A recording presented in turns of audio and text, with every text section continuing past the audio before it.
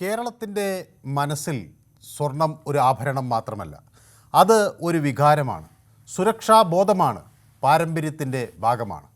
പക്ഷേ ഇപ്പോൾ അത് വിനയാകും എന്ന് വ്യക്തമാക്കുകയാണ് കേന്ദ്ര സർക്കാർ.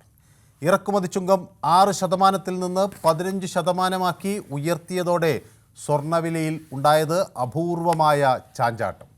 രാവിലെ കുതിച്ചുയർന്ന വില മണിക്കൂറുകൾക്കുള്ളിൽ വീണു. എന്നാൽ വലിയ ചോദ്യം മറ്റൊന്നാണ്. സ്വർണം വാങ്ങുന്നതിൽ നിന്ന് ഇന്ത്യക്കാരെ, പ്രത്യേകിച്ച് മലയാളികളെ പിന്തിരിപ്പിക്കാൻ ആകുമോ?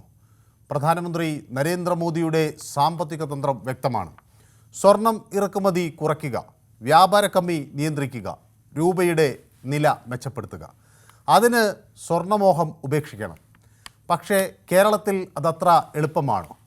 നൂലുകെട്ട് മുതൽ വിവാഹം വരെ, പ്രണയം മുതൽ പ്രതിസന്ധി വരെ മലയാളിയുടെ ജീവിതത്തിൽ സ്വർണം ഒരു പ്രധാന ഘടകമാണ്. സ്വർണമില്ലാത്ത വിവാഹം പല കുടുംബങ്ങൾക്കും സങ്കല്പിക്കാനേ കഴിയില്ല.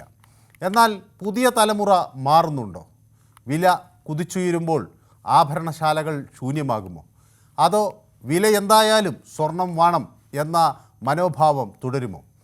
കേരളത്തിൻ്റെ സ്വർണ്ണപ്രണയം, കേന്ദ്രത്തിൻ്റെ സാമ്പത്തിക യുദ്ധം, ഇത് രണ്ടും ചേർന്ന് പോകുമോ?